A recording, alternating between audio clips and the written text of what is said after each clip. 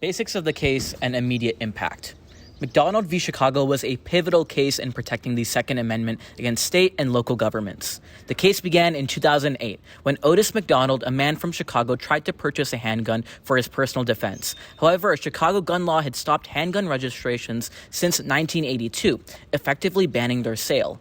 As a result, McDonald and other petitioners challenged the Chicago law in a case that reached the Supreme Court.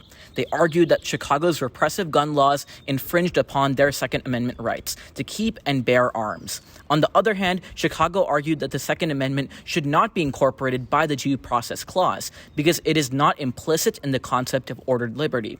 In a 5-4 decision, the Supreme Court ruled in favor of McDonald. In the majority opinion, Justice Alito wrote that the Second Amendment should be selectively incorporated because its freedoms are key to the American scheme of ordered liberty and a system of justice. Historical context. In the 19th century slaughterhouse cases, the court applied a narrow interpretation of the Privileges or Immunities Clause of the 14th Amendment. It held that the clause only banned states from denying African Americans equal rights. The court used this interpretation in the 19th century cases United States v. Cruikshank, Presser v. State of Illinois, and Miller v. State of Texas, and ruled that the Second Amendment only applies to the federal government. The court began selectively incorporating certain rights to the Due Process Clause of the 14th Amendment in the late 19th century and 20th century. The petitioners argued that the slaughterhouse case's interpretation of the 14th Amendment should now be rejected and that the Due Process Clause incorporated the Second Amendment already.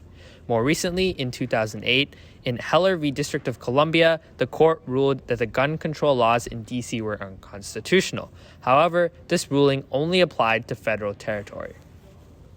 Impact and public perception. McDonald v. Chicago was a major victory for proponents of Second Amendment rights, shifting power over gun laws from individual cities to the federal government in future cases.